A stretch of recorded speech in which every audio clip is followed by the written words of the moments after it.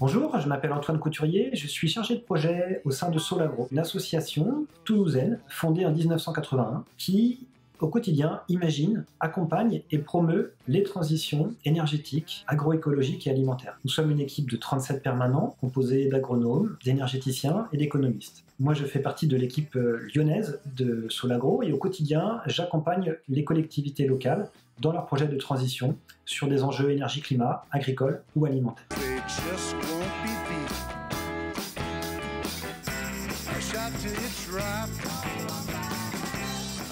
Aujourd'hui, on vous propose de parcourir la problématique de l'empreinte carbone de notre alimentation, en commençant par le niveau global et donc les émissions de gaz à effet de serre à l'échelle de la Terre, avant d'en venir à l'empreinte carbone de notre alimentation et aux différents leviers qu'on pourrait actionner pour réduire notre empreinte carbone dans notre assiette. Donc pour commencer, les émissions de gaz à effet de serre sont le moteur du changement climatique. Si on regarde ce graphique qui a été réalisé par le GIEC dans son rapport de 2013, qui représente la concentration en dioxyde de carbone depuis 800 000 ans, on perçoit nettement des variations qui sont des cycles naturels d'évolution du climat, qui ont donné lieu aux périodes glaciaires et interglaciaires. Par contre, on voit très nettement sur la partie tout à fait à droite du graphique une augmentation très conséquente et sans précédent de la concentration atmosphérique en gaz à effet de serre qui a été atteint suite à la révolution industrielle au XIXe siècle et à la mondialisation des échanges au XXe siècle. Donc, on perçoit à travers ce graphique que le changement climatique en cours résulte d'une modification de la composition de notre atmosphère par les émissions des gaz à effet de serre qui sont engendrés par les activités humaines. Les principaux gaz à effet de serre dont on parle aujourd'hui, ce sont le dioxyde de carbone, le CO2, le protoxyde d'azote, N2O, et le méthane, CH4. Alors, il faut rappeler que l'effet de serre, c'est un phénomène naturel qui est illustré sur ce graphique, qui en fait a permis la vie sur Terre en nous donnant des conditions climatiques et notamment des conditions de température qui ont permis à la vie de se développer. Le problème de ces gaz à effet de serre, c'est qu'aujourd'hui, nos activités humaines engendrent une telle concentration de gaz à effet de serre dans l'atmosphère que ça augmente très fortement l'effet de serre.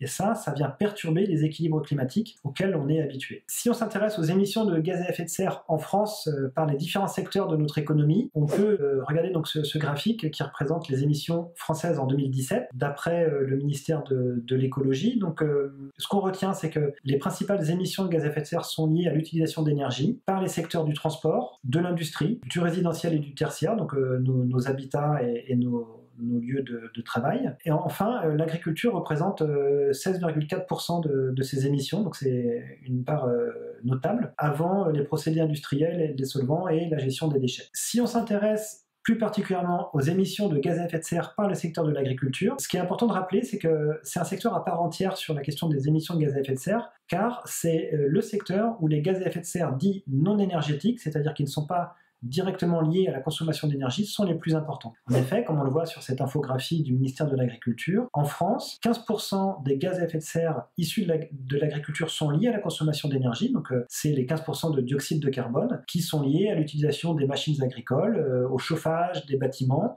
ou à l'utilisation de l'électricité, notamment pour le froid, par exemple pour le tank à lait qui réfrigère le lait sur l'exploitation.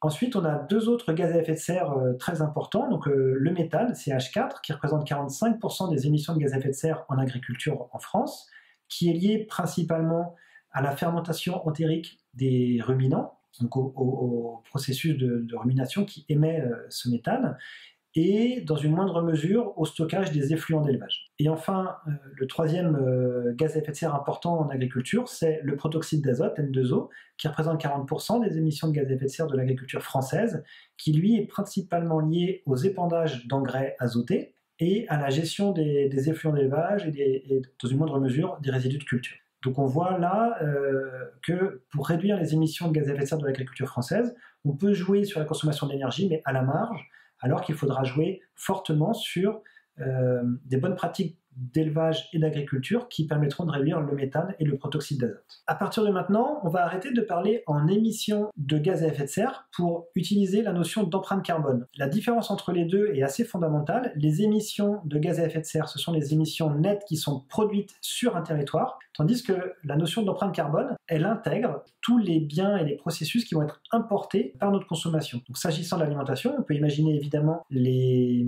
aliments qu'on va importer en France pour se nourrir, mais on va intégrer également l'ensemble des paramètres énergétiques et donc des émissions de gaz à effet de serre qui sont liées à la fabrication de nos intrants. Par exemple, on sait que les engrais azotés de synthèse sont des dérivés du gaz et du pétrole et qui consomment énormément d'énergie. Et toutes nos machines, les tracteurs, les moissonneuses batteuses, etc., qui sont construites à l'extérieur de la France, elles sont nécessaires à notre alimentation, donc on va, dans la notion d'empreinte carbone, on va les intégrer. Si on regarde l'empreinte carbone de notre alimentation en France, je vous présente ici des résultats qui sont issus de l'étude SECAM pour contenu énergétique et carbone de l'alimentation des ménages, à laquelle Solagro a contribué avec d'autres organismes de recherche comme le CNRS, le CIRED, l'ADEME ou l'IDRI en 2019.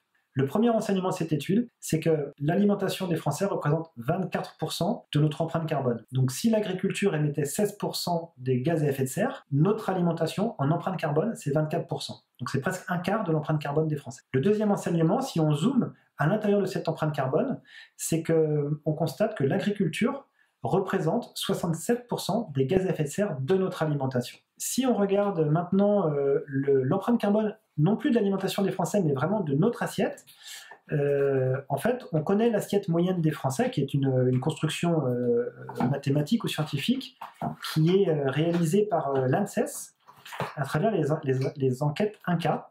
Et donc, sur la base de l'enquête INCa numéro 2, Solagro a essayé de chiffrer l'empreinte carbone de notre assiette. L'assiette INCa nous dit ce que mangent les Français en moyenne, les grammages de l'assiette moyenne des Français, et nous, on a transcrit ça en empreinte carbone, en empreinte gaz à effet de serre.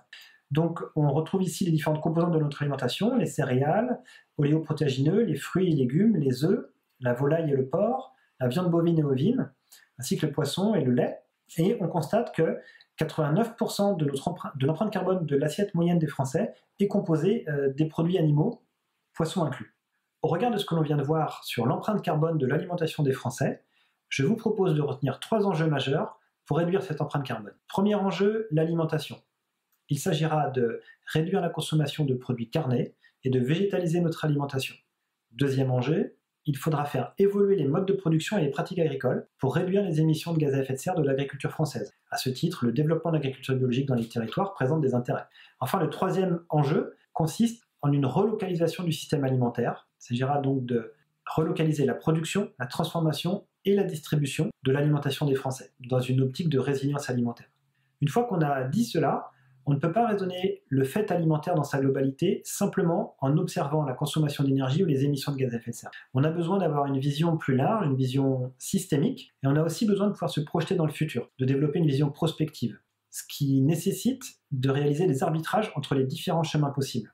C'est dans cette optique que l'association Solagro a développé le scénario de prospective AFTER 2050, qui propose une transition agricole et alimentaire à l'horizon 2050. Il s'agit d'adresser différents enjeux. Le premier, c'est de mieux nourrir les hommes. Ensuite, il faut adapter notre agriculture au changement climatique et réduire nos émissions de gaz à effet de serre par nos pratiques agricoles. Il faut, à travers une alimentation de meilleure qualité, améliorer la santé des consommateurs. On a également besoin d'améliorer le revenu de nos agriculteurs. Il faudra continuer à garantir la qualité des produits de notre alimentation, restaurer les écosystèmes qui ont été mis à mal. Enfin, il y a d'autres paramètres qui rentrent en ligne de compte dans cette équation, notamment intégrer davantage le bien-être animal pour répondre à une demande sociétale croissante, rééquilibrer nos échanges avec l'extérieur, nos échanges commerciaux, et enfin répondre à des demandes de nouvelles productions et de nouveaux services que pourrait fournir la biomasse agricole et forestière, par exemple de l'énergie, des matériaux biosourcés pour la construction ou pour l'industrie. Et enfin, il ne faut pas perdre de vue que l'alimentation, c'est aussi un fait culturel, c'est du plaisir, c'est de la convivialité, et donc, dans toute cette équation, il faut être capable d'offrir des saveurs, de préserver les terroirs et de préserver nos paysages. Donc, du champ à l'assiette, c'est l'équation complexe à laquelle le scénario AFTER 2050 répond en proposant une assiette moins carnée, mieux équilibrée et une évolution réaliste des systèmes agricoles. Sans rentrer dans les détails du scénario AFTER 2050, je vous propose de balayer les 3 leviers d'action majeurs qui sont proposés par ce scénario de transition agricole et alimentaire. De l'assiette au champ, volontairement dans cet ordre, car le premier levier consiste à faire évoluer notre alimentation. Premièrement, il faut réduire nos surconsommations pour tendre vers les besoins physiologiques d'un adulte pour être en bonne santé, tels que le préconisent les médecins et les nutritionnistes. Donc il s'agira de réduire globalement les surconsommations, mais plus particulièrement réduire les surconsommations de protéines animales, de graisse, de sucre, de sel. Il s'agira ensuite de végétaliser notre alimentation.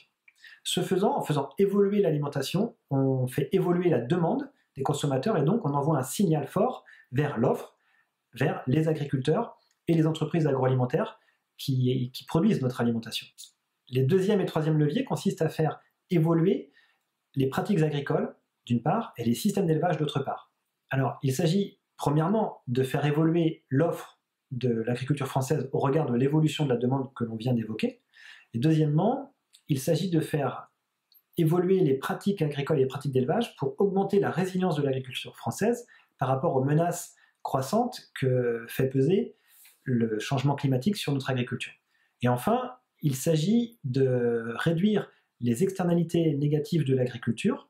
Et donc, pour ce faire, on propose de généraliser l'ensemble des bonnes pratiques déjà existantes aujourd'hui, telles que l'agriculture biologique, l'agriculture sous label, les pratiques les plus extensives, afin de réduire, d'une part, les émissions de gaz à effet de serre pour freiner le dérèglement climatique, mais aussi préserver la biodiversité, donc réduire l'usage des pesticides, réduire les nitrates dans les masses d'eau, etc., etc. Donc on vous propose à présent de zoomer plus spécifiquement sur quelles évolutions dans nos assiettes. Comme on vient de le présenter, dans le scénario After 2050, ce qu'on propose, c'est un ajustement de la demande alimentaire aux besoins.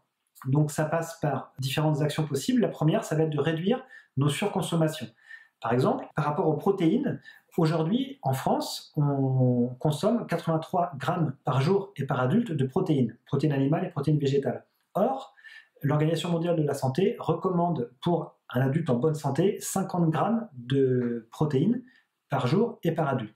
Donc, réduire nos surconsommations de protéines. D'autre part, réduire nos surconsommations de sucre, par exemple, en ramenant une consommation actuelle de 20 équivalents morceaux de sucre par jour et par adulte à 16. Il faudra aussi réduire nos surconsommations de gras et de sel. Le deuxième levier majeur, c'est inverser la répartition des protéines entre les protéines animales et les protéines végétales. Et donc, passer de notre consommation actuelle qui est faite de 2 tiers de protéines animales pour 1 tiers de protéines végétales, à l'inverse, à savoir 2 tiers de protéines végétales pour 1 tiers de protéines animales. On va réduire également la consommation de produits laitiers d'environ 40%. Et enfin, le dernier levier tout à fait important, c'est de diviser par 2,5 le gaspillage alimentaire du champ à l'assiette, c'est-à-dire dans les processus de production agricole, de transformation, de distribution, dans notre assiette, donc dans notre frigo et dans notre cuisine, mais sans oublier la réduction du gaspillage alimentaire au niveau des déchets et une meilleure valorisation des déchets alimentaires. Une autre manière de présenter ce que je viens d'expliquer, c'est à travers cette infographie de représenter l'évolution du régime alimentaire entre l'assiette de 2010 et l'assiette de 2050.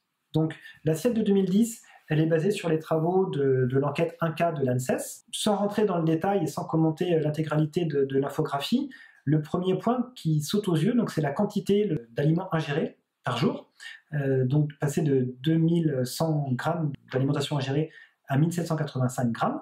Ensuite, réduire la surconsommation, on l'a vu, réduire la taille de nos poubelles, donc réduire le gaspillage alimentaire. Et enfin, sur la partie droite de cette infographie, vous voyez une assiette représentée, c'est schématique. La première chose qui saute aux yeux entre l'assiette 2010 et l'assiette 2050, c'est qu'il n'y a rien qui disparaît. Il n'y a pas d'interdit, il n'y a pas de tabou, on continuera à manger de tout. Ce qui va évoluer, ce sont les proportions. Donc vous le voyez sur la partie 2050, en bleu, avec une petite pastille bleue, c'est l'ensemble des aliments dont il va falloir augmenter la consommation, donc les céréales, les légumineuses, donc les protéines végétales, ainsi que les fruits et les légumes. Et pour le reste, on va diminuer les sucres, les œufs, les graisses, l'alcool, le lait, ainsi que la viande, les produits laitiers et les féculents. Enfin, pour conclure, quelques pistes pour la restauration collective et comment faire évoluer nos assiettes en restauration collective. Alors en 5 points, le premier point, c'est celui de la réduction des surconsommations. La nécessité d'adapter les grammages aux besoins physiologiques des convives de la restauration collective. Donc c'est réduire globalement les surconsommations, mais particulièrement, vis-à-vis de l'enjeu de climat, réduire la consommation de produits carnés. Deuxièmement, végétaliser notre assiette. Il s'agit de tendre vers ce ratio de 2 tiers de protéines végétales pour 1 tiers de protéines animales. Troisième point, recourir encore davantage aux produits bruts et aux produits bio. D'abord parce que c'est meilleur gustativement, c'est aussi meilleur pour la santé, et c'est ce que rappelle le Programme national nutrition santé 4e édition qui a été lancé en France fin 2019. Mais aussi parce que recourir davantage aux produits bruts, ça permet de relocaliser nos approvisionnements. C'est le 4e point. Et donc il s'agit d'apprendre à travailler le plus possible avec l'offre localement disponible. Et enfin, 5e point, on l'a vu dans l'assiette after, l'enjeu de réduire le gaspillage alimentaire. Alors réduire le gaspillage en cuisine, c'est une chose, mais spécifiquement, réduire le gaspillage alimentaire dans l'assiette par des actions de sensibilisation des convives en restauration collective. Je pense que les agents de la restauration collective ont un rôle clé à jouer pour accompagner ces transitions agricoles et alimentaires, de par la commande publique et de par leurs actions de sensibilisation au quotidien.